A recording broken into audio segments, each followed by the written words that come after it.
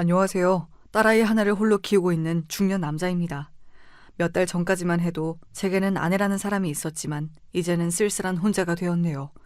제 손으로 선택해 꽤나 긴 시간 동안 살 부대끼며 살았던 여자지만 다시 떠올려도 참 지독하고 더러운 인연입니다. 아내와의 첫 만남은 선jal이었습니다. 저와 아내는 12살 차이, 정확하게 띠동갑입니다. 부끄러운 이야기지만 저는 30 후반이 넘어가는 나이에도 제대로 된 연애 한번 해본 적 없는 사람이었습니다. 어머니를 모시고 일에만 몰두하고 살아오느라 정신 차려보니 그 나이가 되어 있었습니다. 직업 특성상 주변에 아는 여자는커녕 온통 남자들 뿐이고 호라비들이 많다 보니 여자를 소개받을 일도 없고 만날 일도 없었습니다. 솔직히 조금 외로운 마음이 있긴 했습니다.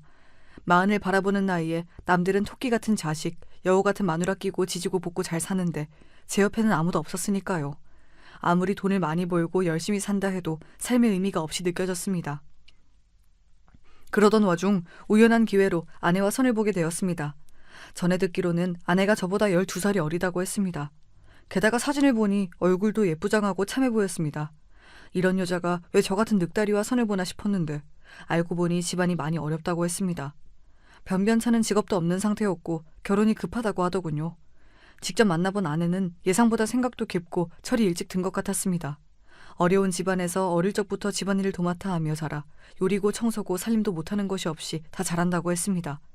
경제적 능력이 전혀 없는 것은 조금 아쉬웠지만 어차피 제가 처자식 먹여 살릴 정도는 충분히 벌고 있었기에 큰 문제는 아니었습니다. 그렇게 저와 아내의 결혼 준비는 일사천리로 진행되었고 장인어른과 장모님도 저를 상당히 마음에 들어 하셨습니다. 객관적으로 그리 잘난 외모는 아니었지만 허우대도 멀쩡하고 몸도 건강하고 모아놓은 돈도 꽤 되었기에 나이를 제외하고는 스스로도 그리 부족할 것이 없다 생각했습니다.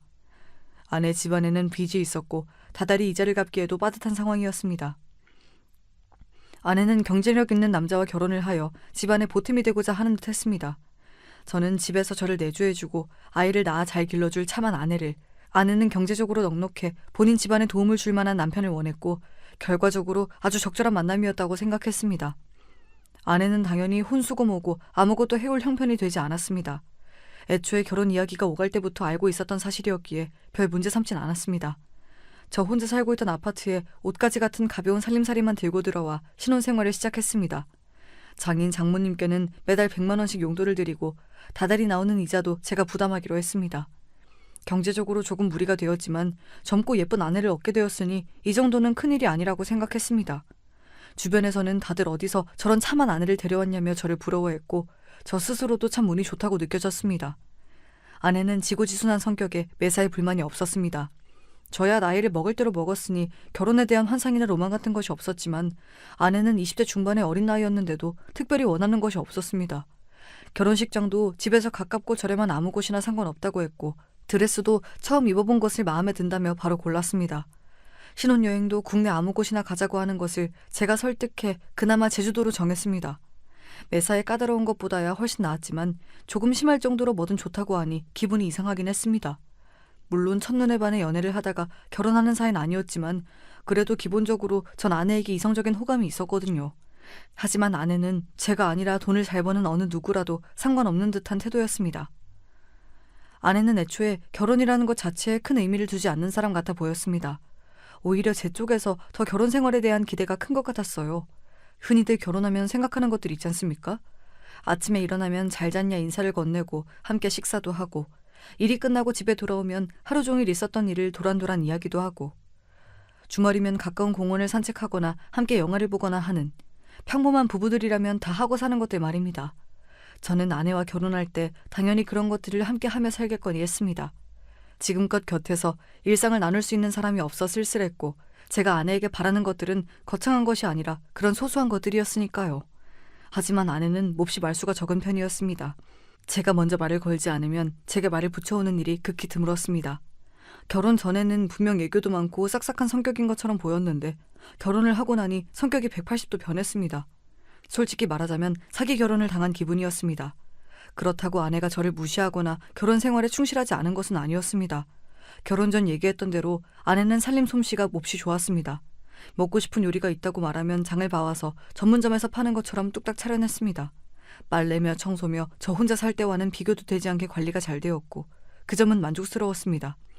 그렇지만 제가 원했던 것은 가정부가 아니라 아내였습니다. 가정부와 아내의 차이점이 있다면 감정적인 교류 아니겠습니까? 그리고 가장 중요한 것은 자녀 문제였습니다.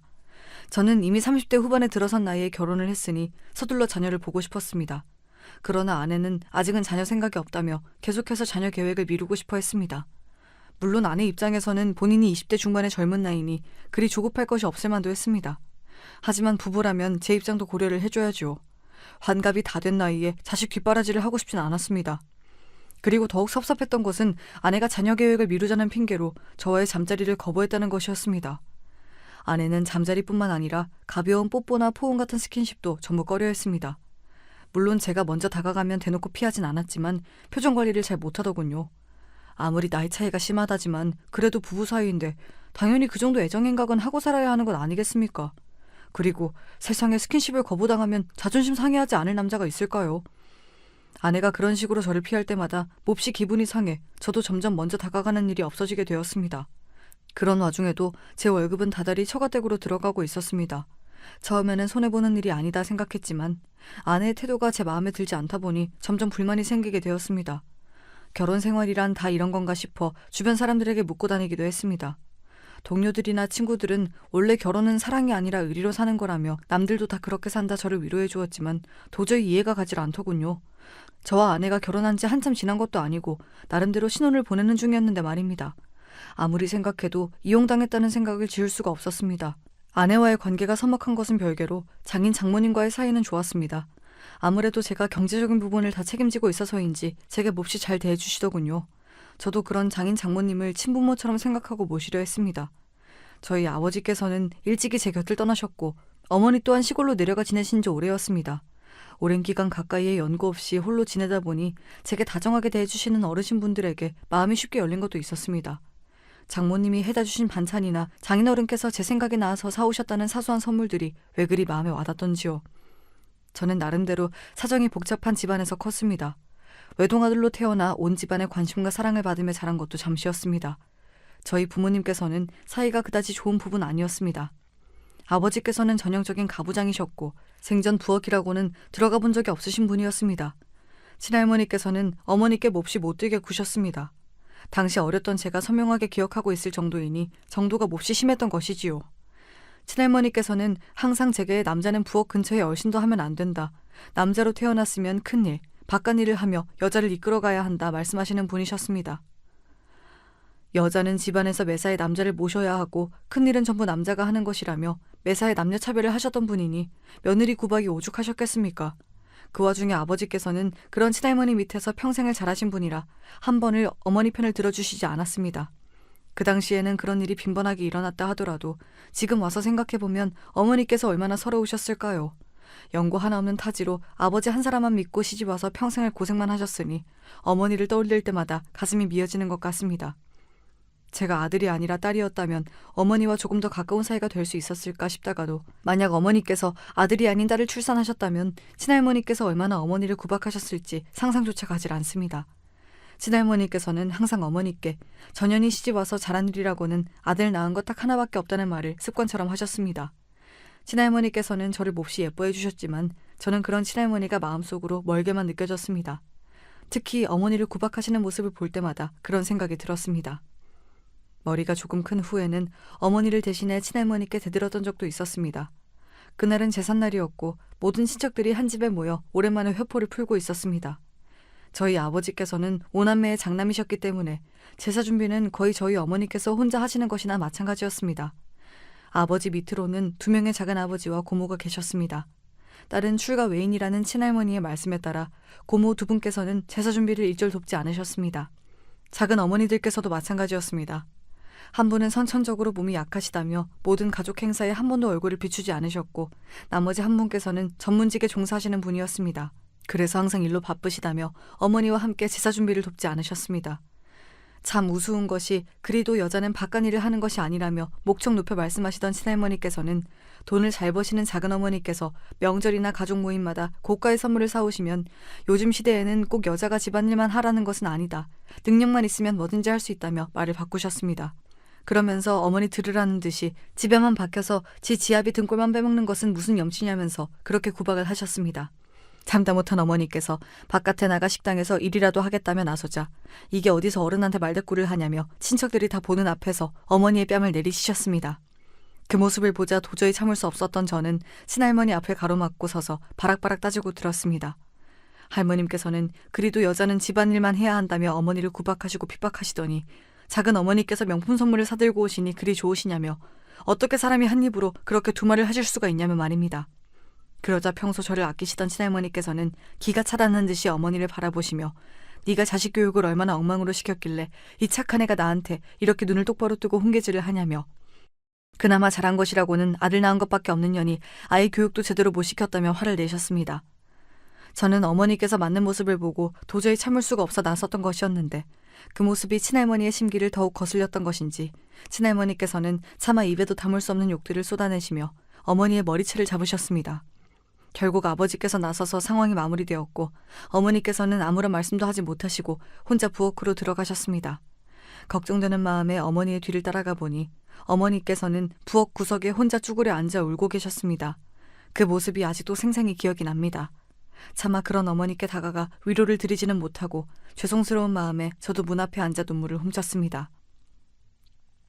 제가 커갈수록 저의 모든 행동 하나하나가 어머니를 평가하는 지표가 되었습니다.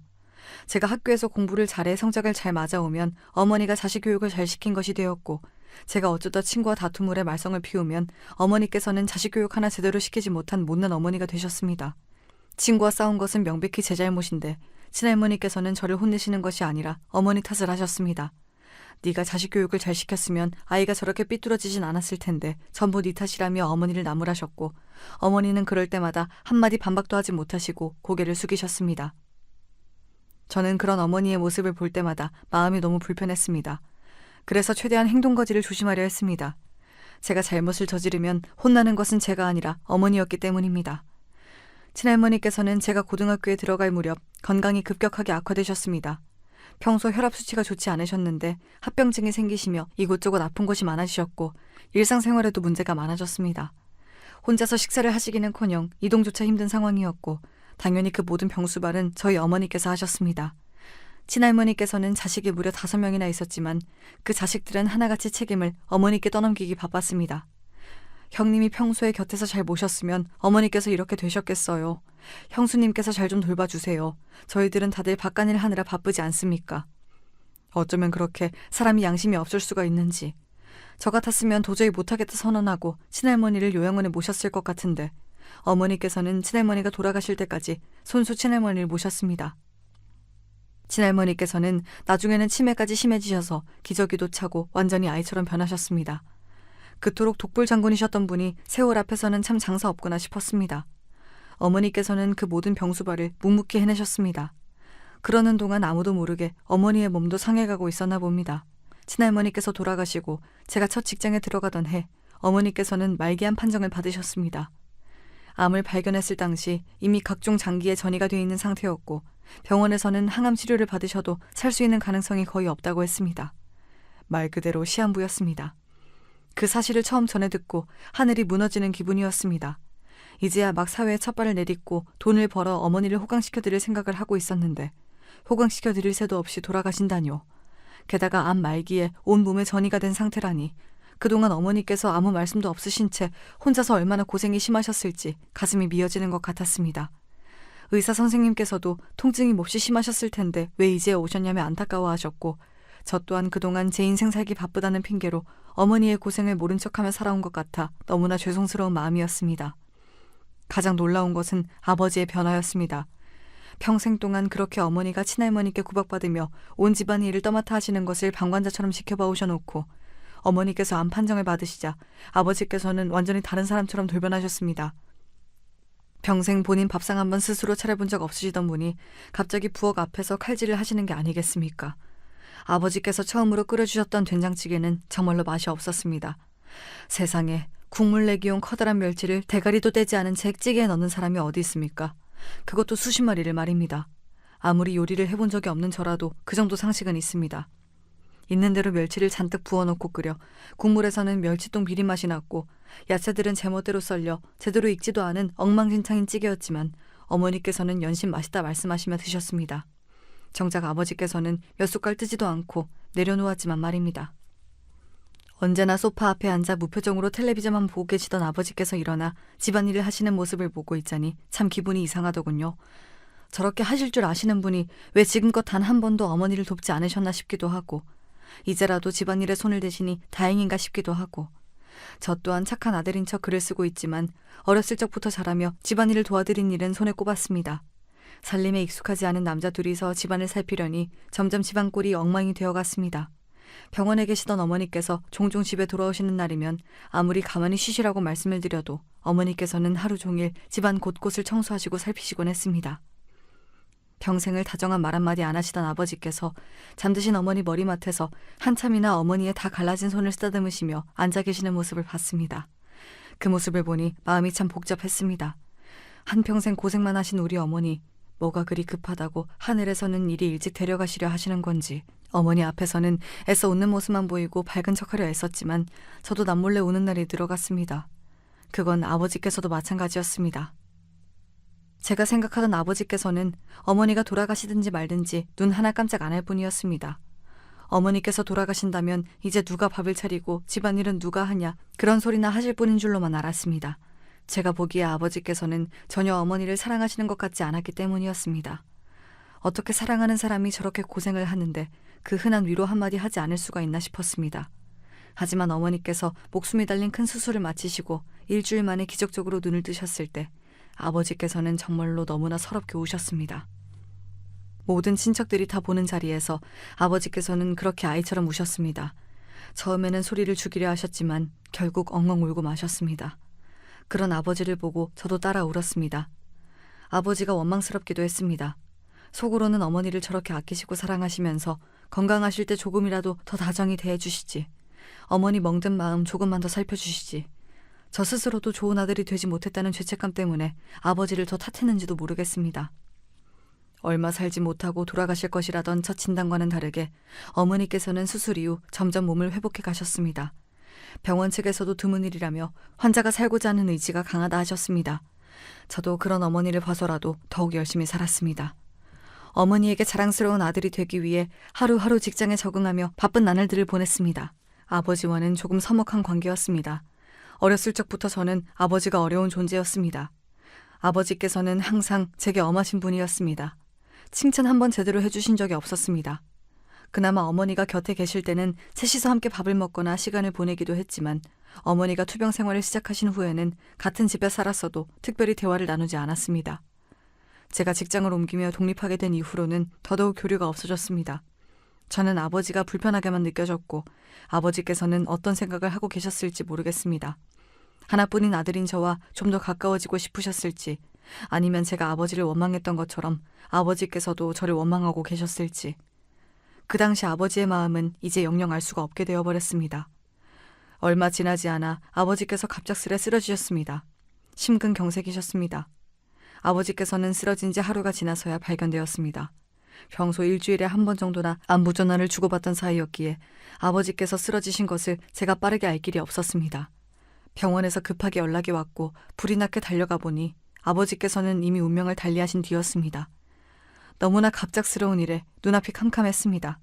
아무리 교류가 없던 사이라 하더라도 아버지는 아버지였습니다. 저도 모르게 마음속 깊은 곳에서는 아버지께 의지를 하고 있었던 것일지도 모르겠습니다. 사무치게 쓸쓸하고 서글픈 마음이 들었습니다. 처음 어머니께서 암 진단을 받으셨을 때와는 또 다른 슬픔이었습니다. 어머니가 아프시고 부모님께서 돌아가시기 전까지 정말 잘해야겠다 결심했으면서 아버지를 너무나 허망하게 보내드렸구나. 나란 놈은 정말 못난 아들이다라는 자책감만이 들었습니다. 그렇지만 후회해봤자 이미 늦은 때였습니다. 정신없이 장례식을 치르고 아버지를 보내드렸습니다. 그 뒤로 어머니의 간병은 제 몫이 되었습니다. 그렇게 긴 시간 동안 앞만 보며 달려왔습니다. 남들은 다 결혼하고 아이를 낳고 평범하게 살아갈 때 저는 혼자서 어머니를 돌보며 일만 했습니다. 타고난 성품이 무뚝뚝해서인지 낯선 사람들과 가까워지는 일이 쉽지가 않았습니다. 그러면서도 외로움은 잘 탔습니다. 그래서 결혼을 섣불리 결정했는지도 모르겠습니다. 젊고 예쁘장한 여자가 제 아내가 되어주겠다는데 거절할 이유가 없다고 생각했습니다. 서로 다정하지 못하신 부모님을 보고 자라 그런지 저는 아내 될 사람과 친구처럼 가까이 지내고 싶은 욕심이 있었습니다. 물론 나이 차이가 나이 차이인지라 정말 격없이 지내긴 어려웠겠지만 적어도 좋은 오빠처럼 힘든 일이 있을 때 기댈 수 있는 든든한 남편이자 다정한 반려자가 되어주고 싶었습니다. 하지만 그것은 전부 제 욕심이자 저 혼자만의 생각이었나 봅니다. 아내는 저를 점점 멀리하기 시작했습니다. 처음에는 제게 문제가 있다고 생각했습니다. 제 외모가 너무 아저씨 같아서 일을 하고 돌아오면 꾀주저한 모습이 꼴보기 싫은 건가 싶었습니다. 그래서 미용실도 다니고 운동도 하면서 저 스스로를 관리하려 애썼습니다. 제가 봐도 아내는 참 젊고 예뻤고 거울에 비친 저는 늙고 못난 놈이었습니다. 열등감까진 아니었지만 외적인 것만 놓고 봤을 때 제가 아내에 비해 부족한 것은 사실이니 최대한 아내가 저를 사랑할 수 있도록 만들어주고 싶었습니다. 하지만 그런 것들은 아무 소용이 없었습니다. 아내는 제가 미용실에 다녀오든 새로운 옷을 사입든 아무런 관심이 없었습니다. 제가 변한 것조차 눈치채지 못했습니다. 아내는 항상 텅 빈 인형 같은 모습이었습니다. 제가 질문을 던지면 딱 그것에 대한 대답만 했습니다. 저와 대화를 하기 싫어 보였습니다. 혹시 내가 뭘 잘못했나 아니면 거슬리는 것이 있나 물어도 아내는 그저 고개를 저을 뿐이었습니다. 고민하던 끝에 아내와의 문제를 장인 장모님께 상의드리기도 했습니다. 장모님께서는 애가 어렸을 적부터 바쁜 부모 탓에 혼자서 집안일을 도맡아 하느라 철이 일찍 들어 그렇다며 말수는 좀 적어도 나쁜 아이는 아니니 제가 이해해달라 부탁하셨습니다. 장인어른께서도 본인에게도 그리 애교 많은 딸이 아니었다며 너무 섭섭해할 필요 없다고 말씀하셨습니다. 그러나 분명 제가 처음 선재리에서 만났던 아내는 싹싹하고 밝은 성격이었습니다. 말투에서 애교가 뚝뚝 묻어나오는 여자였습니다. 그런 모습에 저런 여자라면 화목한 가정을 꾸릴 수 있겠다 싶어 마음이 열린 것도 있었습니다. 장인 장모님 말씀대로 정말 타고난 성격이 그런 것인데 제가 착각을 했던 것인지 아니면 제게 잘 보이기 위해 연기를 했던 건지 알 수가 없었습니다.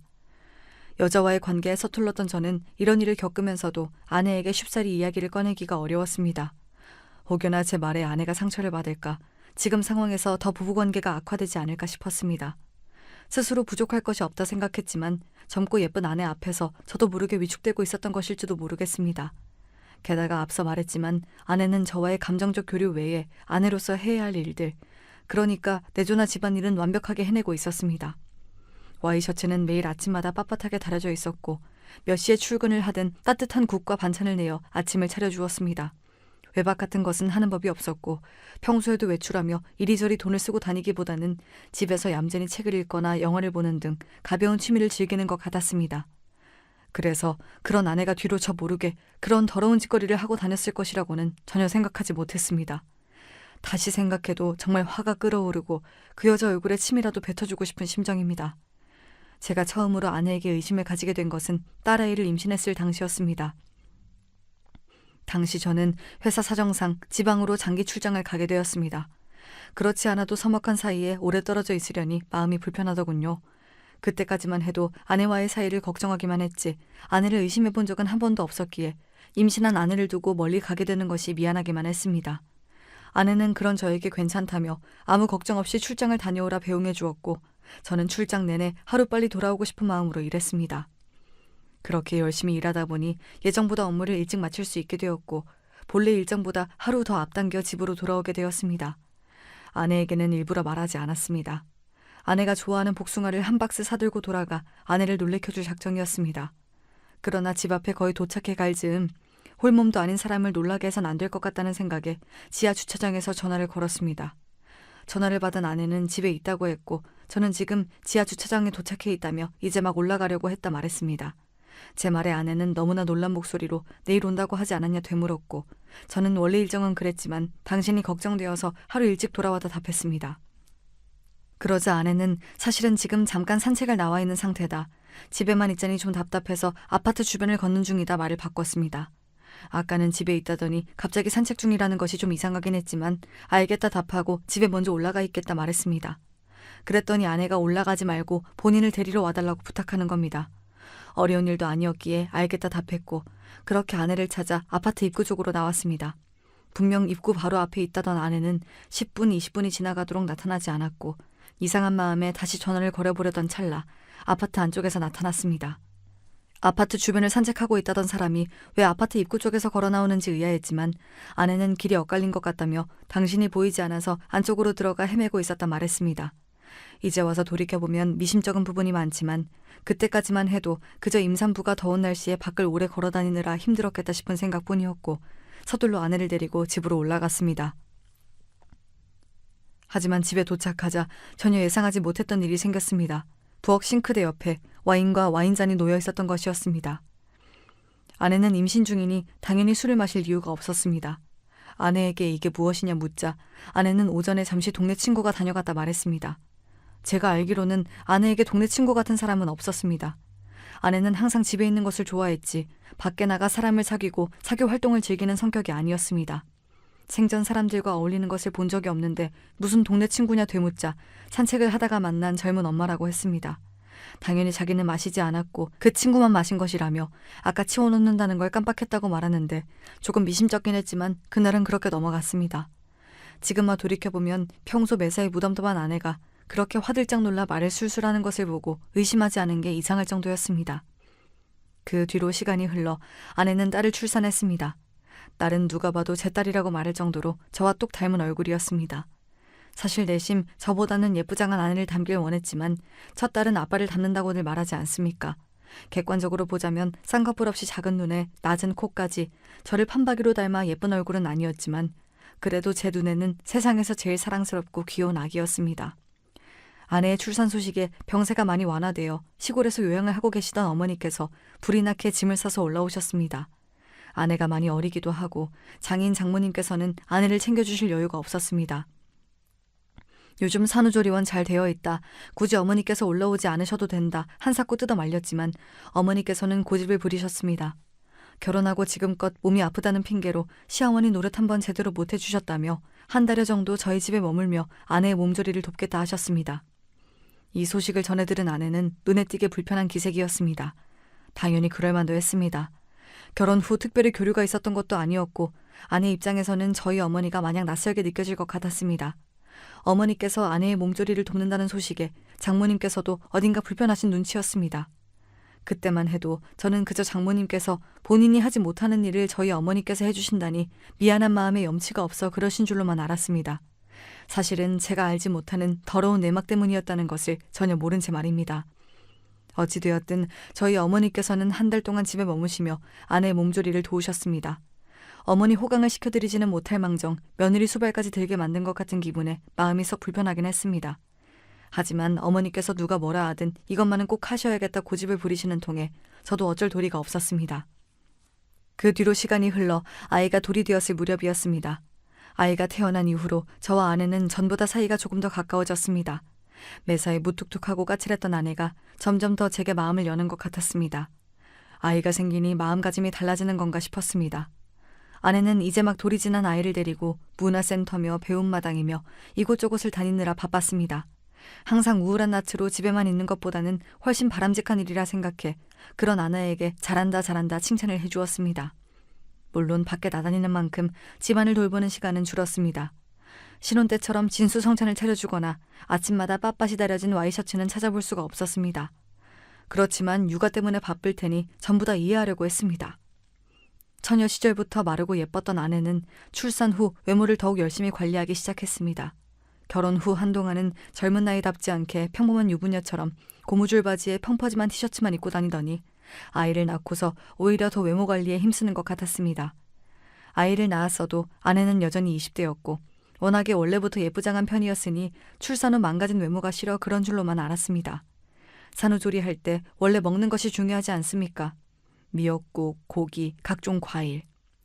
산모에게 좋다는 것들은 다 사다 날라도 아내는 쳐다보지도 않았습니다. 어머니께서 하루 종일 부엌에 서서 땀을 뻘뻘 흘리며 차려주신 밥상도 겨우 두어 숟갈 뜨고는 입맛이 없다며 내려놓곤 했습니다. 아내는 아이를 낳고 매사에 몸을 조심해도 모자랄 시기에 운동을 하겠다며 헬스장에 보내달라 고집을 피우기도 했습니다. 아무리 생각해도 이제 막 출산을 한 몸으로 헬스장을 다니는 것은 무리일 것 같아 결국 집에서 혼자 운동을 할 수 있도록 고가의 운동 장비를 사주기도 했습니다. 그때부터 아내는 매사에 욕심이 많아졌습니다. 생전 쇼핑 같은 것은 하지 않던 여자가 갑자기 카드를 마구 긁어대기 시작했습니다. 아내가 구입하는 것들은 주로 화장품이나 옷같이 외모를 꾸미는 것들이었습니다. 처음에는 아까 말했던 대로 출산 후 예전 같지 않은 외모 때문에 스트레스를 받아 그러는 줄로만 알았습니다. 그래서 그런 아내에게 한마디 핀잔을 주지 않았습니다. 매달 처가댁에 들어가는 돈에 아내의 사치 비용까지 더해지니 허리가 휠 지경이었지만 그놈의 자존심이 뭐라고 12살이나 어린 아내에게 화장품 좀 그만 사라는 말은 도저히 못하겠더군요. 그때까지만 해도 아내에게 조금의 죄책감이 있었는지도 모르겠습니다. 뭣도 모를 나이에 저에게 시집와 집에서 살림만 하고 또래들은 한창 사회생활을 나이에 아이를 낳았으니 이런 쇼핑이라도 하지 않으면 스트레스를 어디서 풀겠나 싶었습니다. 그래서 아내가 점점 화장이 진해지고 옷차림이 과해져도 제 나이에 맞게 멋 좀 부리는 것이니 이해하려 했습니다. 하지만 아무리 생각해도 아이를 데리고 동네 엄마들을 만나러 나간다는데 꾸밈 정도가 너무 과한 것 아닌가 싶긴 했습니다. 그런 일들이 계속 반복되자 아무리 둔한 저라도 점점 의심이 생길 수밖에 없었습니다. 곰곰이 생각해보니 아내와의 사이가 가까워진 것도 저에게 마음을 연 것이 아니라 아내의 성격 자체가 전보다 밝아진 것 같기도 했습니다. 전에는 매사에 생기가 없었다면 사람이 완전히 달라졌다고나 할까요? 그렇게 의심만 쌓여가던 중 결국 저는 충격적인 장면을 목격하고야 말았습니다. 아내가 낯선 남자와 다정하게 팔짱을 끼고 입을 맞추는 모습을 두 눈으로 똑똑히 보고만 것입니다. 그날은 어머니께서 병원 정기점검을 받으시기 위해 시골에서 올라오셨고 피곤하다는 아내를 혼자 두고 어머니를 모시고 병원에 다녀오는 길이었습니다. 아파트 입구 횡단보도 앞에 서 있는 젊은 남녀가 시야에 들어왔고 자세히 보자 다름 아닌 제 아내였습니다. 아내 옆에 남자는 제 딸아이가 타고 있는 유모차를 마치 아빠라도 되는 양 밀고 있었습니다. 순간 제 눈을 의심했습니다. 누가 봐도 두 남녀는 신혼부부처럼 보였습니다. 아내는 제 앞에서 한 번도 보여주지 않은 얼굴로 환하게 웃고 있었습니다. 두 사람은 아파트 입구에서 아쉬운 표정으로 작별 인사를 나누고 진하게 포옹을 나눴습니다. 속에서 천불이 끓는 것 같았습니다. 왜 진작에 아내의 외도를 눈치채지 못했을까? 바보처럼 철석같이 저 젊은 여실을 믿고 있었을까? 배신감에 머리가 뜨거웠습니다. 도대체 언제부터 저놈을 만나고 다녔던 건지, 장인 장모님께서도 이 사실을 전부 다 알고 계실지, 그리고 종국에는 딸아이가 제 친자가 맞는지까지 의심이 들었습니다. 주변에서 다 같이 입을 모아 저를 판박이처럼 닮았다 말하는 아이였지만 상황이 그 지경이 되니 아무것도 믿을 수가 없었습니다. 아내는 순순히 외도를 인정했습니다. 그리고 털어놓는 말이 가관이었습니다. 아내와 그 남자는 저와 결혼을 하기 전부터 연인관계였다고 했습니다. 하지만 그놈은 경제적 능력이 부족했고 당장에 집안의 빚을 갚아줄 남자가 필요했기에 선을 봐 저와 결혼을 한 것이라고 했습니다. 그리고 한동안은 정말 그 남자와 헤어졌다고 했습니다. 그렇지만 아내는 마음속 깊이 그놈을 사랑했기에 계속해서 그놈이 생각나고 너무나 그리웠다고 하더군요. 그러던 와중 딸아이를 임신했을 때 그놈에게서 연락이 왔다고 합니다. 이제 번듯한 직업이 생겼으니 다시 자기한테 돌아오라면서요. 아내 뱃속에 있는 제 딸아이까지 본인이 책임지겠다며 큰 소리를 떵떵 쳤다고 합니다. 그렇게 아내는 뱃속에 제 아이를 품고 그 남자와 계속해서 불륜을 이어나갔습니다. 출산 후에 장인 장모님께서도 그놈을 소개시켜주며 저와는 이혼하고 그놈과 재혼해 딸아이를 함께 키울 거라고 말도 안 되는 소리를 짓거렸더군요. 불행인지 다행인지 장모님께서는 그런 아내를 타박하며 정신 차리라 혼을 내셨고 아내는 그럼에도 불구하고 저와 이혼하고 그놈과 살림을 차리고 싶어 했습니다. 모든 사실을 알게 된 이상 전과 같은 관계로 지낼 수는 없었습니다. 제가 아내의 외도 사실을 알게 되었다는 사실을 듣고 장인 장모님께서는 불이 나게 달려와 제 앞에 무릎까지 꿇으시며 제발 아내를 용서해달라 간청하셨습니다. 애가 너무 어려 아직 철이 안 들어 그렇다. 아주 혼쭐을 내서 정신 차리게 만들 테니 한 번만 눈 딱 감고 넘어가 달라. 손이 발이 되도록 비시는데 장인 장모님께서 무슨 잘못이 있어 이렇게까지 하시나 싶긴 하더군요. 오히려 잘못한 장본인인 아내는 자기는 잘못한 게 없다며 당당한 태도였습니다. 마음 같아서는 바로 이혼하고 처가댁 식구들과 인연을 끊고 싶었지만 그놈의 정이 뭐라고 쉽지 않았습니다. 게다가 아내와 저 사이에는 딸아이도 있었고 저 혼자 아이를 잘 키울 자신이 없었습니다. 결국 아내의 외도를 용서하고 지나가기로 했고 그 뒤로 아내는 제 감시 하에 지내게 되었습니다. 외출 한 번을 해도 무조건 제게 허락을 맡아야 했고 카드도 압수했습니다. 조금 너무한 게 아닌가 싶으실 수도 있겠지만 그렇게 하지 않으면 또 그놈을 만나러 갈 것 같았습니다. 아내는 그 뒤로 저를 완전히 투명인간 취급했습니다. 밥을 차려주거나 빨래를 하는 등 집안일은 제대로 했지만 저와 대화하고자 하는 의지가 전혀 없어 보였습니다. 항상 딸아이 곁에만 붙어있고 제가 딸아이에게 다가가려 하면 성질을 냈습니다. 상황이 그렇게 되니 분명 잘못한 것은 아내인데 제가 눈치를 보며 사는 지경이 되었습니다. 이렇게 사는 것이 맞나 싶을 때쯤 일이 터졌습니다. 저희 어머니께는 아내의 외도에 대한 이야기를 드리지 않았습니다. 괜히 안 좋은 소식을 전해드려 건강이 악화될까 걱정이 되었기 때문이었습니다. 회사에서 일하던 중 어머니께서 손녀 얼굴이 보고 싶다며 얼마 전 김장한 김치를 직접 들고 올라오시겠다는 말씀을 전하셨습니다. 어머니께 아내와 냉전 상태라는 사실을 차마 말씀드릴 수가 없어 힘들게 왜 어머니께서 올라오시냐, 주말쯤에 제가 아이를 데리고 내려가겠다 말씀드리고는 회사 일로 바빴던 탓에 급하게 전화를 끊었습니다. 그렇게 정신없이 일을 하던 와중 갑작스레 파출소에서 연락이 왔습니다. 파출소에서 저를 찾는 전화가 왔다기에 처음에는 요즘 유행하는 보이스피싱인 줄로만 알았습니다. 전화를 받아보니 전혀 생각도 못했던 어머니 목소리가 들렸습니다. 알고 보니 어머니께서는 제게 전화를 하셨을 때 이미 기차에 올라타신 상태였던 것입니다. 올라오시는 길에 정신이 없어 기차에서 휴대폰도 잃어버리시고 어찌저찌 주변 사람들에게 물어 겨우 저희 아파트를 찾아오셨다는데 집에 있던 아내가 어머니를 보고는 있는 대로 성질을 냈다고 합니다. 여기가 어디라고 연락도 없이 오냐며 짜증나니까 다시는 찾아오지 말라 어머니를 바로 쫓아내버린 것입니다. 전혀 예상하지 못했던 상황에 너무나 당황하신 어머니께서는 제게 연락을 하려 하셨지만 수중에 핸드폰이 없으셨고 아파트를 찾아오셨던 것처럼 주변에 물어 저희 회사를 찾으시려다가 길을 잃어 파출소에 가셨던 겁니다. 저희 회사 이름과 제 이름 석잔 알고 계셨기에 파출소 측에서 회사로 연락을 준 것이었고 모든 이야기를 듣고 나니 정말 피가 거꾸로 솟는 기분이었습니다. 회사의 사정을 설명하고 불이 나게 파출소로 향하니 어머니께서 품에 김치통을 안고 파출소 한켠에 앉아 계셨습니다. 그 무거운 것을 들고 추운 날씨에 한참을 길을 헤매셨을 어머니를 생각하니 저도 모르게 눈물이 쏟아졌습니다. 이런 못난 아들이 얼마나 좋은 아빠, 좋은 남편이 되겠다고 그런 나쁜 년을 내치지도 못하고 집에 들여놓고 있었나 싶은 생각이 들더군요. 그 길로 바로 집으로 찾아가 아내를 끌어냈습니다. 아내는 한가롭게 소파에 앉아 과자를 먹고 있었습니다. 이 엄동설안에 남편 어머니를 바깥으로 쫓아내놓고 어떻게 그렇게 아무 일도 없었다는 듯 평온히 쉬고 있을 수가 있는지 도저히 상식선에서는 이해가 가질 않는 여자였습니다. 마음 같아서는 정말 뺨이라도 몇 대 내려치고 싶은 기분이었지만 더 이상 그럴 가치조차 느껴지지 않았습니다. 아내가 저희 어머니께 했던 행동 그대로 아내를 잠옷째로 집 밖으로 내쫓았습니다. 아내는 지금 이게 뭐하는 짓이냐며 이 추운 날씨에 사람 얼어 죽일 일이냐고 적반하장으로 굴더군요. 그런 아내의 얼굴에 먹다 남은 과자 봉지를 던져버리고는 그대로 문을 닫았습니다. 저런 년 따위 얼어 죽든 말든 이제 저와는 아무 상관도 없었으니까요. 어머니께 모든 자초지종을 다 설명드리고 바로 장인 장모님께도 연락드렸습니다. 연락을 받으신 두 분께서는 바로 저희 집으로 달려오셨습니다. 문 앞에서 덜덜 떨고 있던 아내를 끌고 데려오셔서는 무릎을 꿇고 또 손이 발이 되도록 비시는데 이번엔 아무런 감정이 들지 않았습니다. 그저 빨리 이 사람들이 제 인생에서 사라져줬으면 좋겠다 하는 생각뿐이었습니다. 마음만 먹으면 외도의 사기 결혼에 소송까지 걸어서 위자료를 거하게 뜯어낼 수도 있겠지만 더러워서 안 한다. 좋게 말할 때 친권 양육권 네 손으로 포기하고 내 인생에서 사라져라. 그리고 그동안 네 집안 빚 갚아줬던 돈은 그대로 내놔라 말하니 그때까지 뻔뻔하게 일관하던 아내가 갑작스레 낯빛을 바꾸더군요. 그동안 본인이 내조 열심히 하지 않았냐며 가사 노동의 대가로 그 정도 돈은 받을 수 있는 것 아니냐 말하는데 그 와중에 딸아이 걱정보다 돈 걱정을 먼저 하는 것을 보고 조금이나마 남아있던 정도 다 떨어지는 기분이었습니다.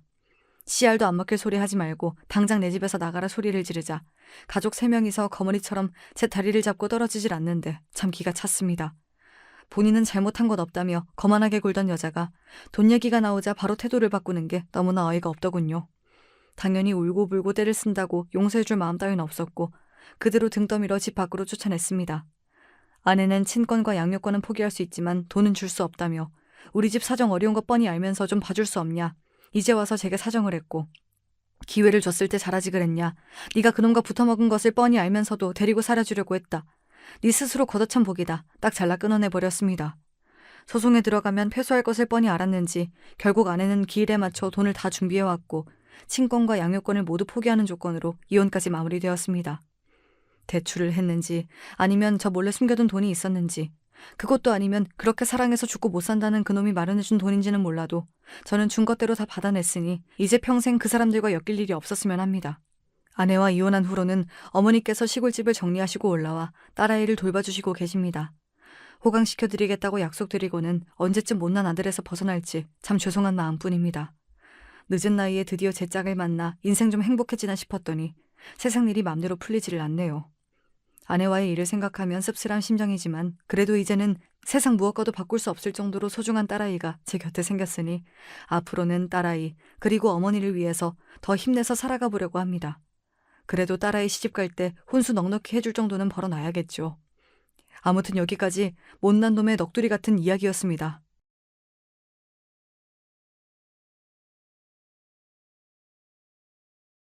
안녕하세요. 전 어떤 남자에 대한 이야기를 꺼내고 싶어서 사연을 신청하게 되었답니다.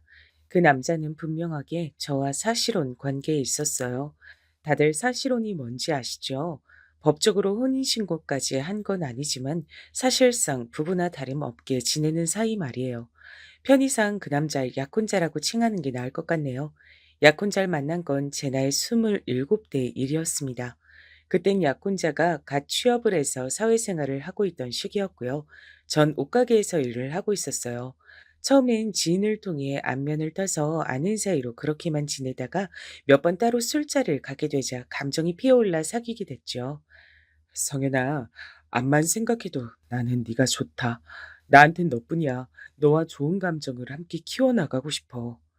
저 역시 호감을 가지고 있었기 때문에 그 고백을 마다하지 않았는데요. 사귀고 나서 꼴랑 나흘 정도나 지났을 때였을까요? 갑자기 옷가게로 누가 불쑥 찾아왔어요. 야, 네가 진혁 오빠한테 꼬리친 년이야? 딱 봐도 친절하게 옷이나 사러 온 손님 같아 보이진 않았습니다. 진혁이는 약혼자의 이름이었어요. 저보다 어려 보이시는데 다짜고짜 반말을 찍찍 날리시면서 이게 무슨 무례이신지. 늙은 거 자랑하니 늙딸이야? 내가 먼저 진혁 오빠 만나고 있었는데 너야말로 웬 무례세요? 남의 남자 이렇게 막 뺏어가도 돼? 상도덕도 없어? 저기 진정하세요. 진혁인 만나는 여자가 전혀 없었는데 갑자기 무슨 헛소리를 하시는 건지도 모르겠고요. 여기서 이러시면 영업 방해입니다. 남의 남자한테 꼬리쳐서 빼앗아 놓고 낯짝도 두껍네. 내가 그 낯짝 벗겨내줄게. 끼케야 대학 졸업반 정도로 보이던 그 여잔 판매를 위해서 걸려있던 옷을 잡아 뜯었습니다. 그래서 놀란 전 그 여자의 머리를 잡아 뜯었죠. 동네에서 마침 순찰을 돌고 있던 경찰분들이 지나가다 목격을 하시는 바람에 일단락 될 수 있었습니다. 남자 때문에 이렇게 됐단 설명을 듣고 그분들이 무척 비웃음 가득한 표정으로 절 바라보셨던 기억이 나네요. 전 그때 약혼자에게 당장 연락을 했었어요. 나 일하는 가게로 웬 이상한 여자가 찾아왔었어. 말하는 것도 그렇고 옷도 그렇고 약간 싸 보이던데? 네가 그런 여자를 어떻게 알아? 무슨 사이야? 아, 누군지 알 것 같다. 성현아, 내가 정말 미안하다. 너한테 그런 피해가 갈 줄은 몰랐는데 이놈의 인기. 내 대학 간판이나 얼굴만 보고 자꾸 덤비는 여자애들이 있네. 아, 그랬어? 그럼 내가 듣기론 네가 그 여자랑 나 사이에서 양다리를 걸친 것처럼 느껴졌던 건 다 내 착각이란 거지? 내가 성현이 널 두고 왜 양다리를 걸쳐? 너만한 여자가 또 어딨다고. 약혼자의 그딴 허술한 대답만 듣고도 믿었던 제가 바보였죠. 대학 간판이니 얼굴이니 그 시절 감성은 왜 그렇게 말도 나쁘끄럽게 민망하게 하도록 만들었던지 모르겠네요. 약혼자는 객관적으로 썩 잘생긴 얼굴이 아니었습니다. 다만 대학 간판은 객관적으로 그럴싸했죠. 그래서 이것만은 제가 인정한다 싶은 마음이었네요. 약혼자가 좋은 대학을 나왔습니다. 서울대를 포함한 스카이. 딱 바로 그 아래 단계의 대학을 나왔어요. 졸업 성적도 꽤 나쁘지 않았고요. 그러니 본인이 어느 정도 자화자찬을 할 만은 했습니다. 옷가게를 다짜고짜 습격했던 그 여자는 교양과는 백만 광년 정도 떨어져 보이는 인물이었기 때문에 약혼자와 따로 만나던 사이는 절대 아닐 것 같았어요. 어쨌거나 약혼자는 명문대 출신이었고 고지식한 이미지였으니까요. 제가 당시에 동경하던 요소를 갖추고 있는 남자가 바로 약혼자였습니다. 고학력자를 제가 원해 맞지 않게 되었던 배경을 설명하자면 저희 집안 이야기로 잠시 넘어가야 하는데요. 제가 고향이 서울이긴 하지만 꼴랑 4살 때 지방의 시골로 이사를 가서 그곳에서 고등학교 마칠 때까지 쭉 살았답니다. 조부모님께서 저희 친정 부모님을 호출하셨기 때문이에요. 당시에 친할아버지의 건강이 무척 안 좋아져서 그랬다고 하더군요.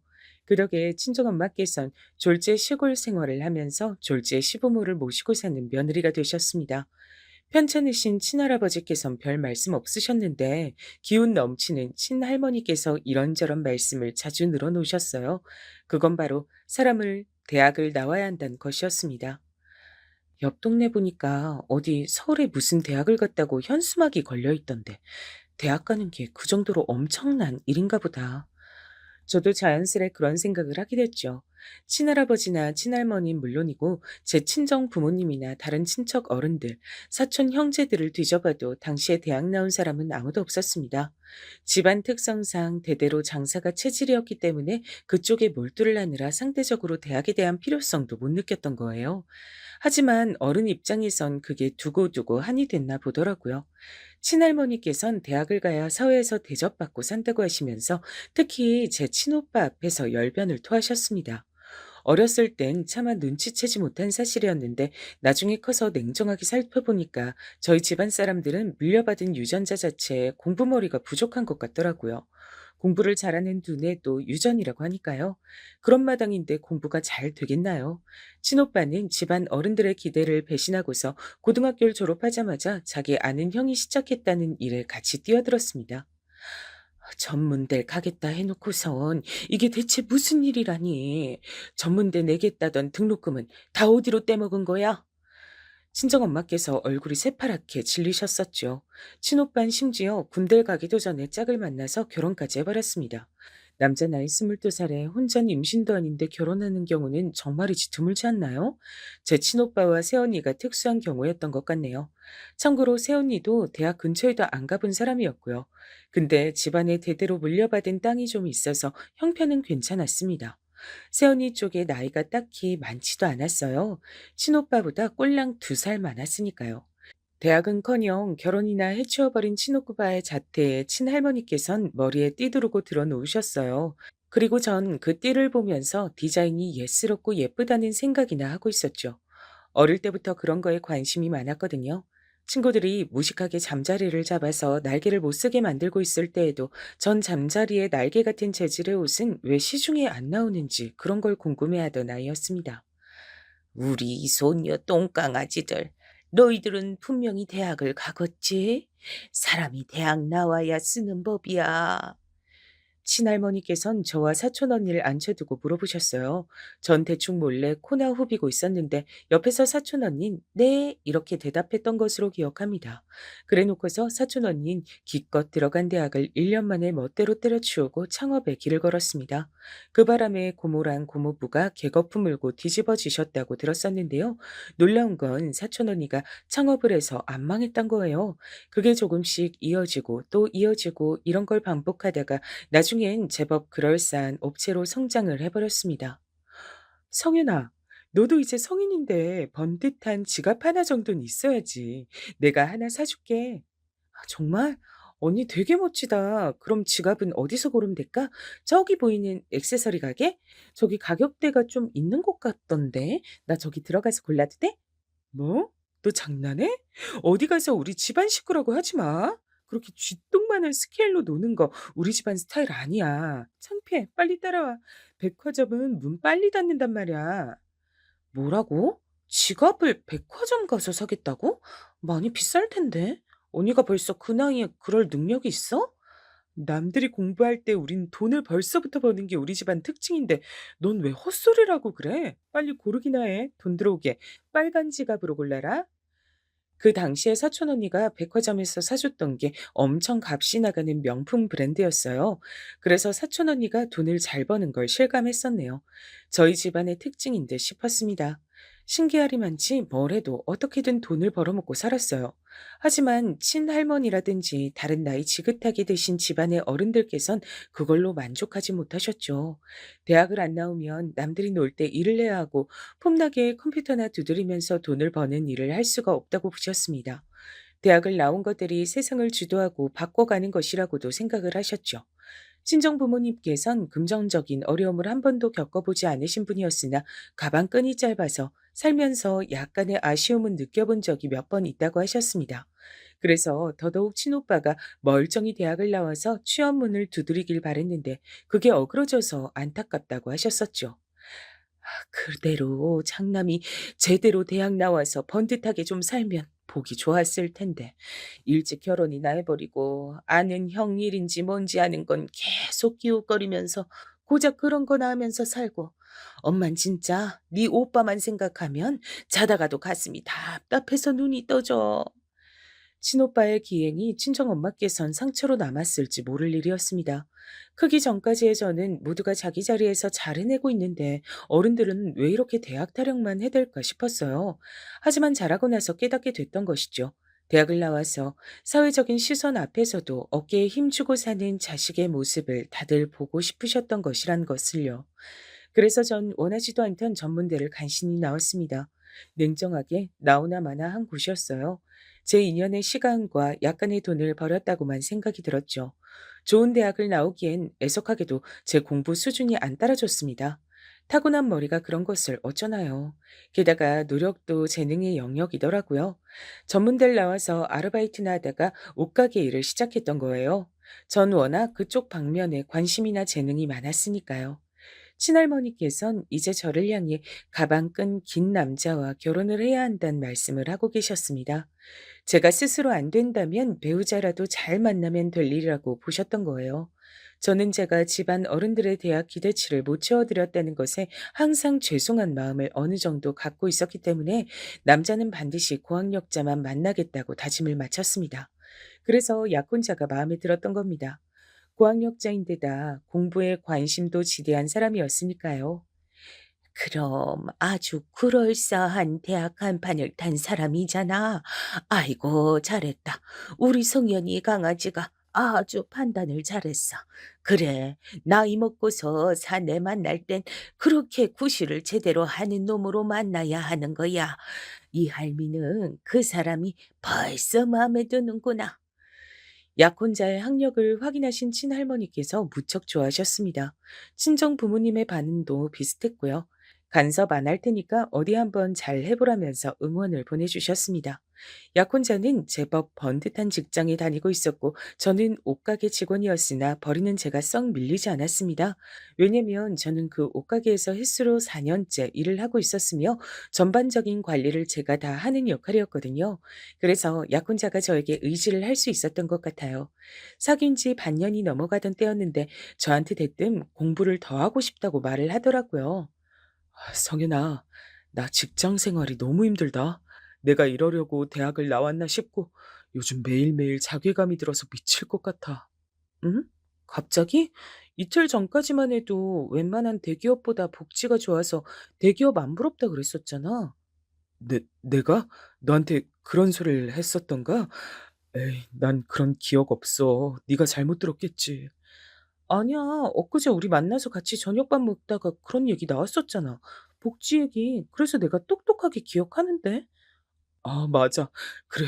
그랬던 것 같네. 성현이 넌 별걸 다 기억한다. 암튼 그날은 내가 유독 기분이 좋았던 것뿐이고 원래는 평소에 기분이 매일 안 좋아. 왜? 직장 일 때문에? 일하는 게 많이 힘든 거야? 그럼 이직 준비해 보는 게 낫겠네. 일도 그렇고 자꾸 생각만 많아지는 것 같아. 내가 이렇게 일을 해서 살다가 결국 뭘 이룰 수 있겠나 싶고 궁극적으로 내가 하고 싶은 건 뭘까 싶어져서 고민을 내가 좀 해봤는데 아무래도 나는 이런 일반 직장 생활에 안주하고 만족할 그릇이 아닌 것 같아. 너 다른 재능을 펼칠 수 있는데 그러질 못하고 지내고 있으니까 내가 자꾸만 불안하고 힘든가 봐. 근본적인 문제가 있는 거지. 뭐라고 하는 건지 잘 모르겠다. 말이 왜 그렇게 거창해? 그래서 결국 뭘 어쩌고 싶단 거야. 그것만 정확하게 말을 해줘 봐. 그래. 네 머리로 다 이해해 달란 소리는 안 해. 그건 내가 어차피 기대도 안 했어. 내가 원한 건 회계사가 되는 거야. 약혼자는 어느 날 뜬금없이 회계사가 되겠다는 얘기를 꺼냈습니다. 표정을 보니까 장난을 하는 건 아니었고, 심지어 그 꿈을 자기가 꾸게 된 게 아니라 원래 속에 간직하고 있었던 것이라고 말을 했어요. 현실과 타협해서 우선은 직장 생활을 하고는 있었지만 회계사가 되고 싶다는 생각이 자꾸만 커져갔다고 하더라고요. 성현아, 너 우리나라에서 사자 직업이 얼마나 대우받고 뭐 잘 먹히는지 알지? 이건 IQ 두 자리인 사람이라도 아는 사실이야. 사자 직업이 최고란 거. 근데 회계사를 봐. 사자 직업이잖아. 게다가 전문적이고 지적인 냄새가 솔솔 풍기기론 다른 사자 직업들 안 부러워. 내가 회계사 되잖아? 그럼 내 여자친구인 너도 덩달아 대박 치는 거야. 인생 대박. 와. 얘기만 들어도 진짜 대박인 것 같다. 그럼 당장 회계사 해. 일반 직장 때려쳐. 그거 매일매일 지옥 같다면서. 잘 됐네. 미련 없이 그만둘 수 있잖아. 지옥 같다는 소리까진 아니었고, 암튼 나 직장 그만두고 회계사 될 준비하는 거 성현이 너도 찬성이란 소리지? 고마워. 대박인 걸 굳이 내가 찬성 안 할 이유라도 있을까? 회계사 되는 거 너무 멋진 것 같은데? 제가 신이 나서 맞장구를 쳐주자 약혼자의 표정이 오모하게 변했었죠. 전 그제서야 눈치를 챘던 겁니다. 왜 약혼자가 제 앞에서 그런 얘기를 꺼냈는지 말입니다. 아, 회계사란 거 그냥 되는 게 아니구나. 그치? 맞아. 단단히 준비를 한 끝내 될 수 있는 게 회계사야. 아무나 되고 싶다고 해서 될 수 있는 게 아니야. 그니까 어설픈 자세로는 안 되고 내 모든 걸 걸고 준비를 해야 되기 때문에 당연히 직장도 그만둘 거고 다른 돈 버는 일도 못할 것 같아. 그저 회계사 되는 것에만 몰두를 하며 매달려야 할 텐데 그러는 동안에 성현이 네가 나 좀 먹여 살려줄 수 있을까? 내 내가? 한마디로 그럼 회계사 될 때까지 내가 뒷바라지를 해야 된다는 거네? 일단 내가 어느 정도 모은 것도 있는데다가 네가 내 생각보다 옷가게에서 돈도 잘 벌고 있으니까 별로 문제는 없을 거야. 문제가 있고 말고를 왜 그쪽에서 판단을 한 걸까요? 뒷바라지를 하게 된 입장인 제 쪽에서 판단을 하는 게 맞는 것인데요. 일단 고민이 됐습니다. 약혼자를 그 이전부터 알긴 했으나 사귄 건 이제 반년째였어요. 오래 만난 것도 아니고 결혼하기로 한 사이도 아닌데 제가 이런 소리나 듣고 있어야 되는 게 맞나 싶었습니다. 제가 그런 고민에 빠져 있단 걸 눈치챘는지 이튿날 약혼자는 또 간절하게 부탁을 해왔어요. 회계사가 되는 건 내 일생 일대의 꿈이었어. 더 지체를 하다간 평생 후회하고 살 것 같아서 그래. 회계사가 돼서 떵떵거리면서 돈도 많이 벌고 어깨에 힘 빡 주고 다니면서 고개 치켜들고 다니는 멋진 내 모습 너도 보고 싶지 않아? 우리 비록 길게 만난 사이는 아니지만 누구보다 진지한 관계잖아. 우리 암묵적으로 결혼 바라보고 나아가는 사이인 거 맞지? 갑자기 결혼이란 두 글자가 제 귀에 꽂히더라고요. 고학력자인 약혼자가 사차 직업까지 달게 되면 그 결혼 저희 집안에서 쌍수를 들고 환영할 게 뻔했습니다. 연로해지신 친할머니의 입을 기쁨으로 찢어지게 만들어 드릴 수 있을지도 모른다는 생각이 들었어요. 다들 똑같이 장사를 하면서 사는 것도 기가 막히지만 결혼할 짝도 꼭 자기 수준 같은 사람만 만나서 결혼한다며 그 점이 어처구니 없다고 말씀하시던 분이었으니까요. 제가 이런 결혼을 한다면 너무나도 행복해 하실 것이 분명했습니다. 아, 그래. 내가 공부 쪽으로 머리가 안 타고났기 때문에 잘 알고 있잖아? 회계사인지 뭔지 아는 전문 직종에 도전하는 거. 누구는 돈을 억만금씩 지원해주면서 하라고 해도 못할 짓이야. 머리가 안 따라주는데 어떻게 도전하겠어? 공부가 체질에 안 맞는데. 암만 사짜 직업을 달고 싶은 뭐래. 근데 나랑 결혼하겠다는 남자가 회계사에 스스로 도전하겠다는데 이걸 내가 뒷바라지 해주면 결국 나한테 좋은 일이 될 거야. 나라는 인재가 하나 더 생기는 거고 우리 집안엔 엘리트 하나가 입성하는 거고 이게 바로 누이 좋고 매부 좋은 일이네. 이런 식으로 생각을 마친 전 결심했습니다. 약혼자의 뒷바라지 까짓 거 제가 해주기로 했어요. 그러자 약혼자는 무척이나 기뻐하면서 감동으로 눈물까지 글썽거렸습니다. 회계사에 모든 걸 걸고 도전은 하고 싶은데 현실적으로 상황이 안 따라주니까 망설여야만 하는 자기가 슬펐다고 합니다. 그런데 절 만나 이런 기회를 얻게 됐으니 자기는 행운아라고 표현을 하더군요. 성윤아, 네가 각종 진상 손님 비 맞춰가면서 힘들게 한 푼 두 푼 버는 돈 내가 절대 헛되이 쓰지 않을 거야. 낭비되는 일 없을 거야. 내가 열심히 공부할게. 나 믿어줘서 고마워. 약혼자는 감동이 차오른 채로 다니던 직장에 사표를 냈습니다. 회계사 도전을 위해 그만둔다고 동네방네 소문을 다 냈더라고요. 그걸 보면서 정말 자신 있나 보구나. 전 이 정도로만 생각했었죠.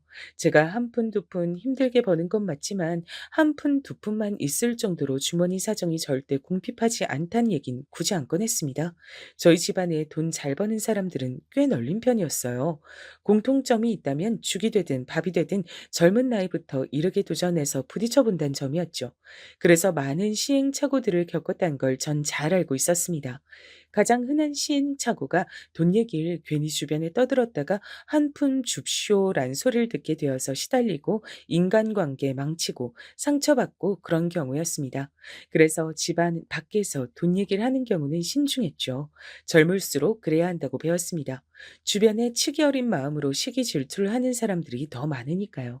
그런 걸 잘 인지하고 있었던 전 약혼자에게 저희 집안에 이런 가풍을 입 한 번 벙긋한 적이 없었어요.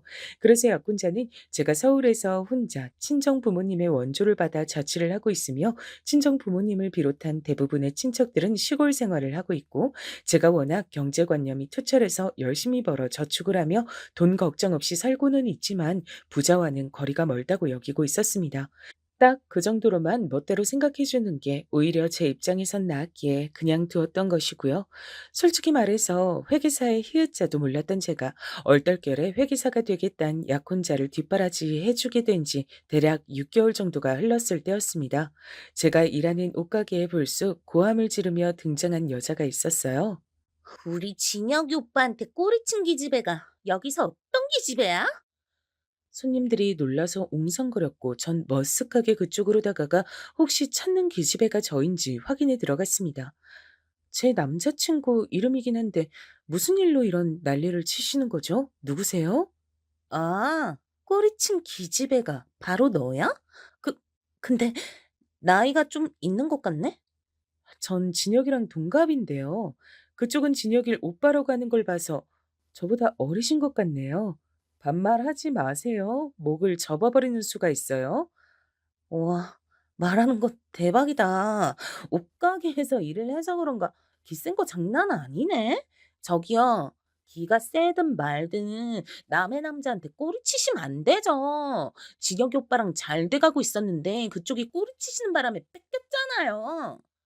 무슨 개소리지? 어디서 지령이라도 받고 왔어요?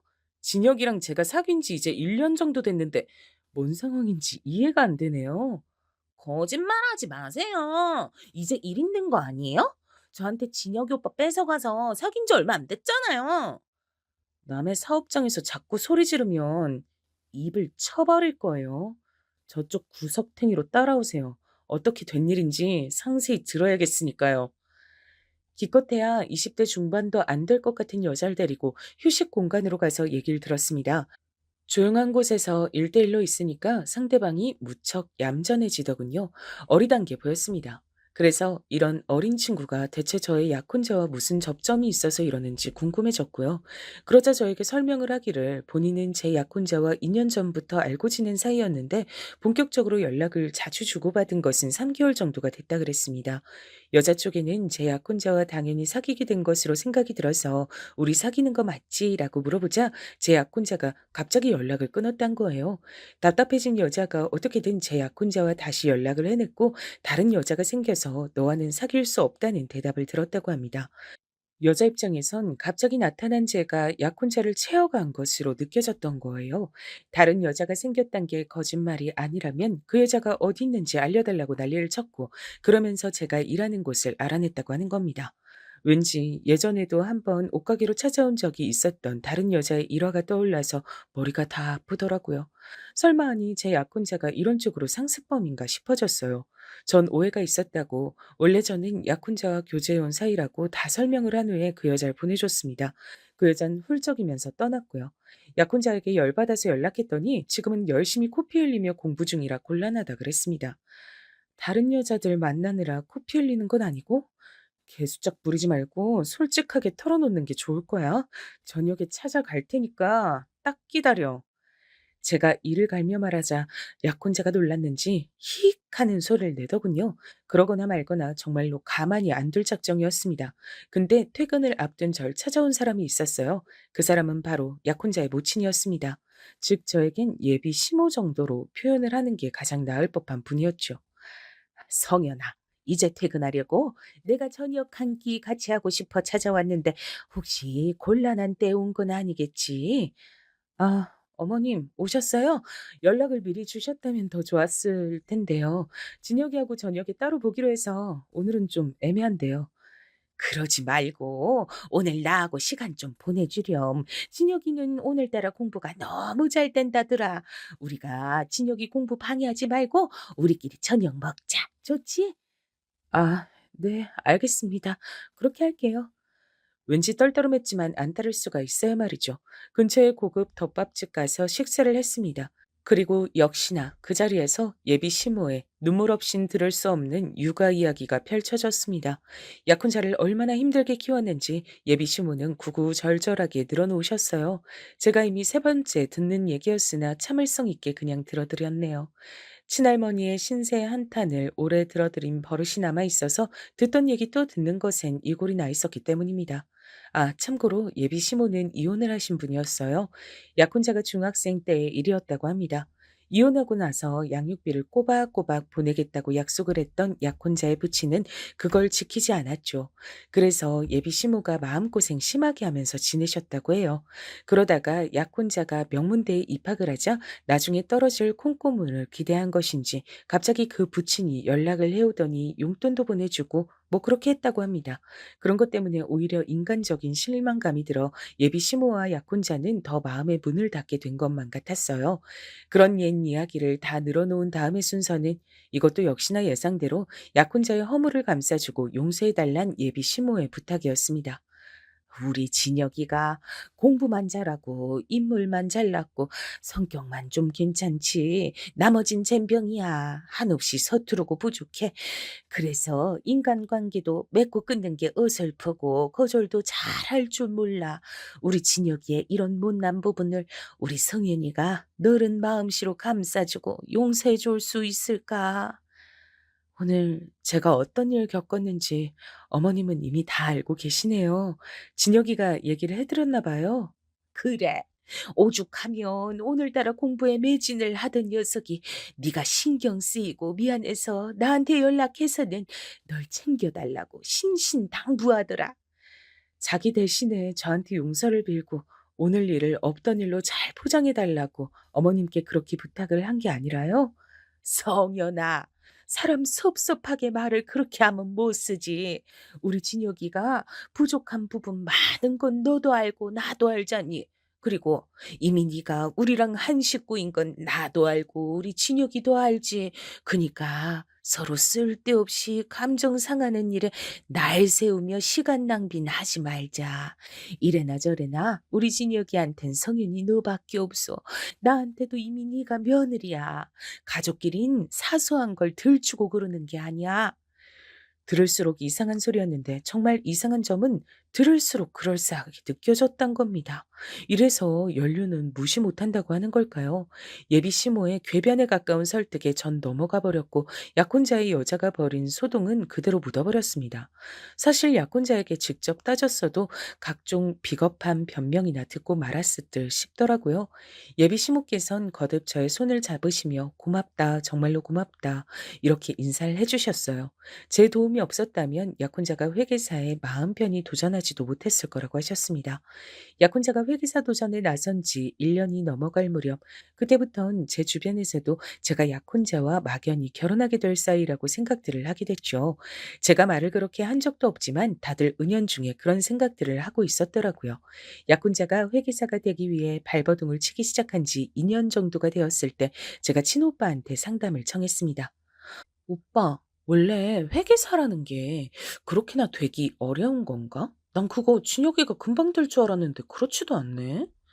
지인 통해서 들은 적 있는데 회계사 되려고 하면 보통 3년은 기본으로 잡고 처음부터 준비를 하는 것 같더라. 3년? 그게 절대로 되게 쉬운 게 아니었구나. 역시 사차 직업은 달라도 뭐가 다르다. 이젠 내가 진혁이 생활비를 100%다 대주고 있어서 앞으로 얼마나 더 지원을 해줘야 하는 건지 그게 궁금해져서 한번 물어봤어. 그래도 그렇게나 되게 어려운 게 회계사인데 나하고 결혼할 남자가 그런 도전을 하고 있다는 게 난 좋게 느껴지네. 나는 솔직히 그놈이 믿을 만한 놈인진 잘 모르겠어서 딱히 해줄 말은 없는데 집안에 회계사 들어왔다고 하면 어른들은 좋아하실 거다. 아우, 열심히 남은 기간도 뒷바라지나 하면서 보내야겠다. 제 막연했던 예상보다 되게 어려운 것이 회계사였어요. 공부와 크게 연이 없는 저로선 새삼 약혼자가 신기하게 느껴졌고 필요하다는 게 있으면 아끼지 않고 지원을 해줬습니다. 그리고 약혼자가 회계사의 길을 위해 노력한 지 3년째가 됐을 무렵부턴 아예 제 자취방에서 같이 살았죠. 제가 밥하고 빨래하고 청소하고 그런 것까지 혼자 다 해줬습니다. 저도 바빠 죽겠는데 그런 와중에 도시락도 직접 싸서 약혼자가 다니던 학원으로 들려보냈었네요. 저도 날이 갈수록 바쁘게 살고 있었죠. 약혼자에겐 옷가게 일이 바빠진 거라고 둘러댔었지만 제 일을 여러 가지로 하느라 정신이 없었던 것이었어요. 회계사 공부하느라 정신없는 약혼자에게 굳이 제 얘긴 하지 않았지만요. 그렇듯 바쁘게 일을 하면서 약혼자를 챙기고 돈을 100% 제가 지원해주는 일상이 저도 전혀 피곤하지 않았던 건 아니었습니다. 하지만 어차피 결혼할 사이였고 약혼자가 회계사가 되는데 성공하리라고 믿었기 때문에 감수할 만한 생활이었던 것뿐이에요. 약혼자는 종종 이런 생색을 내는 것도 잊지 않았었죠. 성현아, 세상엔 양심이 없는 놈들이 참 많잖아. 만약에 내가 그런 놈들 같았으면 진작에 너하고 결혼했을 거야. 너한테 결혼하자고 졸랐겠지. 하지만 난 무척이나 양심이 있는 놈이거든. 그래서 내가 이루고 싶은 꿈을 이루고 나면 정식으로 멋지게 그때 너한테 청혼할 거야. 뭐든 되고 나서 결혼하는 게 맞는 거지. 아직 꿈도 안 이뤘으면서 결혼부터 하자고 하는 놈들 정말 양심도 없어. 그런 놈들은 죄다 일찍 탈모와서 대머리나 될걸? 그거 이제 회계사 될 날이 얼마 남지 않았으니까 나보고 기대하란 소리 맞지? 알았어. 마음껏 기대할 테니까 열심히 해. 솔직히 4년 가까이 회계사의 꿈을 향해 달려나가기만 하는 약혼자를 보며 그럼 우리 결혼은 언제 하나 이런 생각을 제가 안 해본 건 아니었어요. 차라리 결혼을 먼저 하는 게 낫지 않을까 싶은 마음도 살짝 있었고요. 일찍 해치워버리고 싶은 심리였다고나 할까요? 하지만 저의 그런 마음을 알기라도 한 것인지 약혼자가 결혼을 먼저 해선 안 되는 이유를 저렇게 말해주면서 그때마다 생색을 냈던 거예요. 본인은 무척 양심이 있고 매너가 좋은 남자란 것이었죠. 약혼자가 회계사가 되기만 하면 어쨌든 다 해결될 일이었습니다.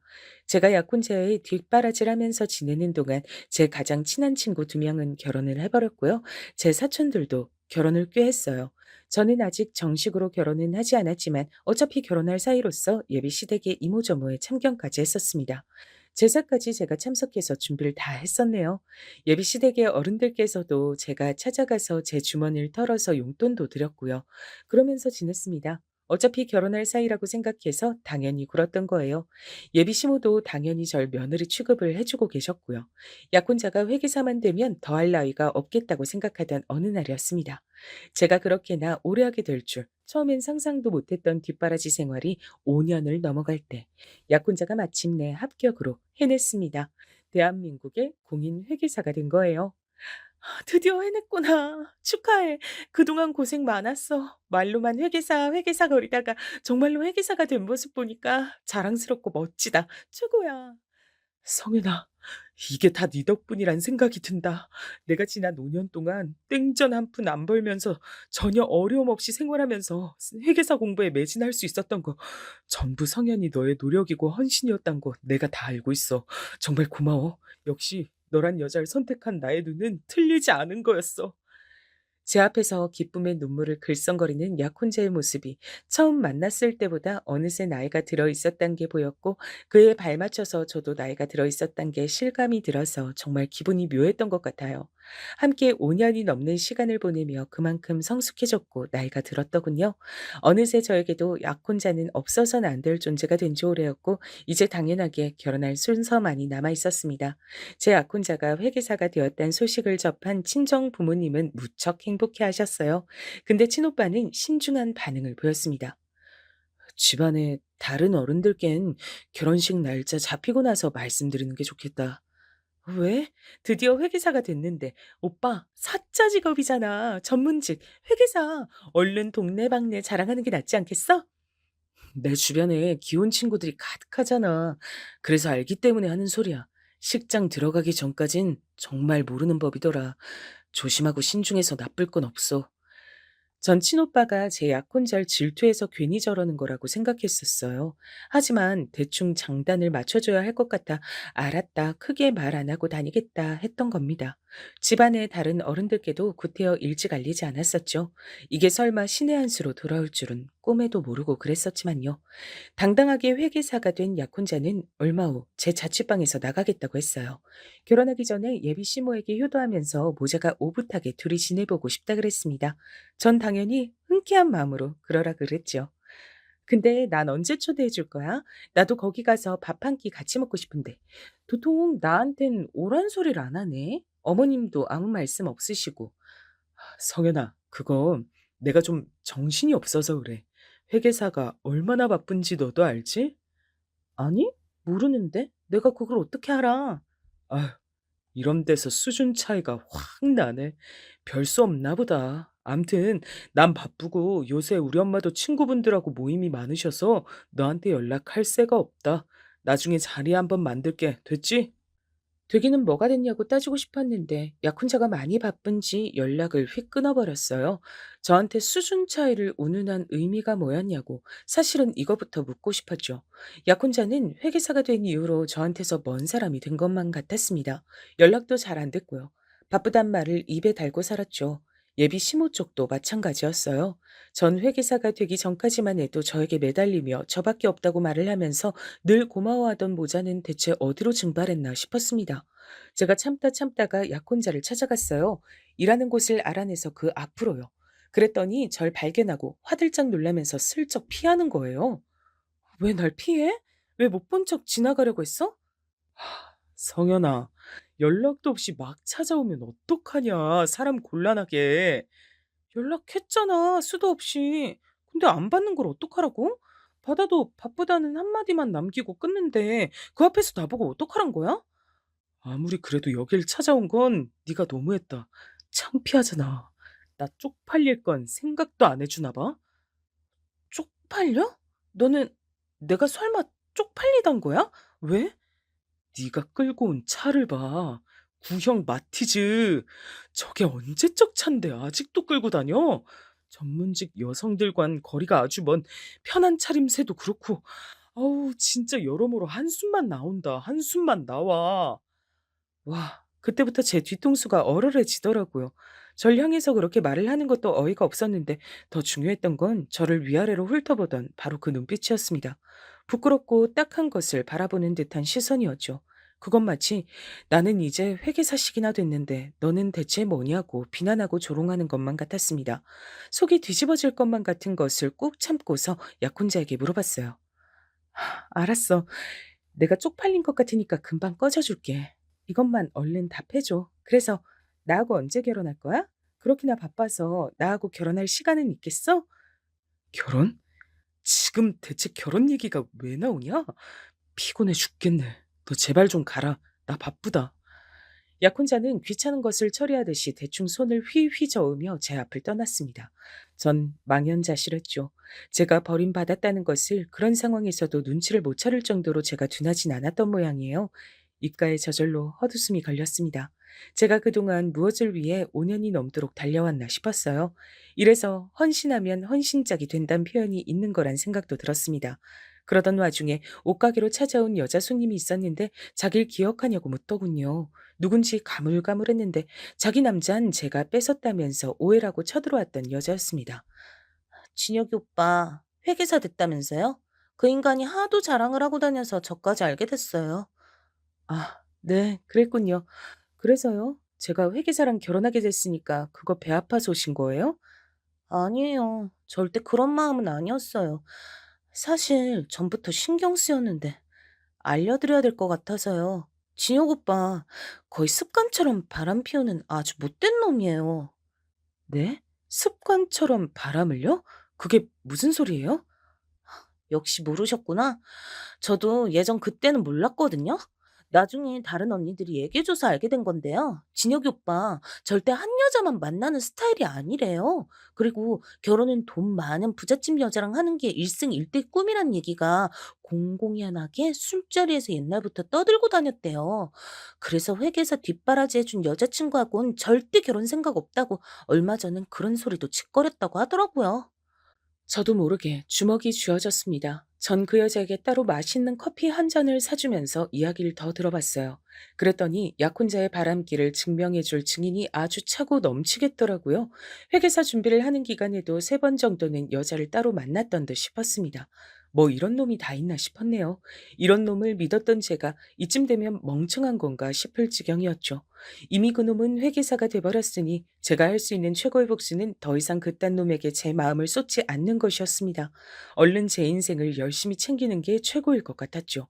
마무리는 잘 지어야 될 것 같아서 약혼자 그놈이 똥폼을 잡으며 저에게 만나자고 청했을 때 지체 없이 나가봤습니다. 보나마나 이별 통보일까 싶었는데 역시나 맞더라고요. 근데 이유가 너무 못났어요. 성현아, 너한텐 정말로 미안하게 됐다. 하지만 사람 마음이란 게 그렇잖아. 진짜 사랑이 아니면 결혼할 수가 없는 거잖아. 내 마음이 이젠 네가 아니라고 외치는데 내가 뭘 어쩌겠어. 그 외침 무시하고 그냥 나랑 결혼하면 되잖아. 왜? 그건 못하겠어? 내가 원체 청력이 좋아. 그래서 내 마음의 외침이 무시가 안 되네. 미안하다. 네, 사촌 언니가 예전에 해준 말이 생각난다. 잘생긴 놈들은 만나보면 얼굴값에서 짜증나는데 그래도 못생긴 놈들보단 낫대. 왜냐면 못생긴 놈들은 꼴값을 떨거든. 그게 딱 네 얘기야. 꼴값 떨고 있네, 이 비겁한 놈아. 나한테 지원받은 거나 토해내고 그런 말을 해. 사랑으로 지원해준 걸 왜 이제 와서 값을 따져? 너 정말 너무한다. 그리고 이건 내 뜻만이 아니야. 우리 엄마가 너랑 헤어지래. 너랑은 이제 급이 안 맞는데. 그럼 내가 어머님을 설득할까? 그럼 되겠어? 아니, 안 돼. 사실은 나 결혼하기로 했다. 너 말고 다른 여자랑. 우리 엄마가 주소 내준 집안 괜찮은 여자하고 결혼하기로 이미 결정을 다 했어. 네 마음이 찢어질까 봐 미리 말을 못했네. 미안하다. 나 좀 놔줘라. 사랑은 시작보다 끝이 중요한 거야. 그러니까 날 보내줘. 비련의 남자 주인공인 것처럼 눈물을 짓는 게 자기가 잘생긴 줄 착각하는 것 같아서 소름이 끼쳤어요. 그래서 전 고개를 절레절레 흔들며 제 지갑을 꺼내 들었습니다. 사촌 언니가 사줬던 빨간 지갑은 명품이라 그런지 세월이 흘렀어도 멋스럽기만 했고 저에게 많은 돈을 안겨줬죠. 그 안에서 저는 명함 하나를 꺼내 약혼자에게 던졌어요. 이제 보니까 그간 내 명함 하나도 준 적 없었더라. 이별하는 마당이니까 특별히 기념으로 남겨줄게. 그거 먹고 떨어져. 너 주제에 명함이 있었구나. 그래, 알았어. 잘 받을게. 어라? 어? 이거 뭐야? 대표? 네가 왜 업체 대표라고 나와 있어? 대표니까 대표라고 나와 있겠지. 아, 맞다. 내가 오래 일한 그 옷가게 있지? 사실 따지고 보면 지금은 내가 거래하는 수많은 거래처 사장님들 중 한 분의 가게일 뿐이야. 어쩌다 보니 내가 취미로 일손 좀 도와드리는 것뿐이고, 내가 진작에 패션 쪽에 관심이 많아서 디자인 사업, 원단 사업 이런 거에 뛰어든 지 오래거든. 이 얘기도 안 한 것 같은데 우리 집안 부자야. 가방 끈만 짧지 계좌의 영은 길게 늘어져 있는 집안이야. 그래서 솔직히 돈 걱정은 전혀 안 하고 너 뒷바라지 해줬었어. 암튼 용건 끝났으면 난 이만 가볼게. 회계사 나부랭이보다 내가 10배는 더 바쁜 사람이라서. 약혼자가 경악에 차서 발까지 동동 구르며 난리를 쳤지만 전 깔끔하게 무시하고 나왔습니다. 지난 5년만 생각하면 열불이 터졌지만 당장의 제 일상을 냉정하게 사는 게 더 중요했어요. 근데 이틀 만에 약혼자가 자기 모친을 끼고 제 눈앞에 나타나더라고요. 예, 성연아. 진혁이 나 아무 잘못 없어. 다 내가 잘못한 거란다. 내가 아둔해서 생각을 잘못했던 거야. 내가 미쳤지. 널 두고 웬 다른 여자를 우리 진혁이한테 붙여주려고 했으니. 그래. 나는 우리 엄마가 시키는 대로 행동한 죄밖에 없어. 난 계속 너뿐이었어. 제발 한 번만 용서해주라. 우리 깊은 정이 있잖아. 그래서 제가 두 사람 앞에 검지와 중지를 내밀어 V자를 그려주었습니다. 두 가지 선택지가 있어요. 제가 경찰을 부르고 그 경찰한테 끌려가느냐, 아님 자기 발로 걸어서 나가느냐. 다른 선택지는 없으니까 신중하게 고르시고요. 그러자 두 사람은 저에게 정도 없냐면서 우는 소리를 했습니다. 그 소리를 듣곤 참을 수가 없어서 제가 웃음이 터졌었죠. 제가 배를 잡고 웃으니까 두 사람은 점차 숙연해졌고 경찰에 끌려가긴 싫은지 터덜터덜 자기 발로 떠났습니다. 그 이후로도 몇 번 저한테 질척거렸는데 제가 냉정하게 딱 끊어냈어요. 그렇게 구질구질한 막이 내렸죠. 회상하니까 씁쓸한 웃음만 지어지네요. 저는 그 이후로 절대 의도한 건 아니지만 사차 직업을 가진 남자를 만나 결혼에 꼴이 냈답니다. 지금까지 크게 싸우는 일 없이 알콩달콩 잘 사는 중이에요. 참고로 회계사는 아니랍니다. 회계사가 됐던 옛날 그놈은 진작에 이른 탈모가 와서 거의 대머리가 됐다는 후문이에요. 힘들게 어떤 여자하고 결혼을 하더니 더욱 힘들게 이혼을 해서 요란하게 소문이 다 났었답니다.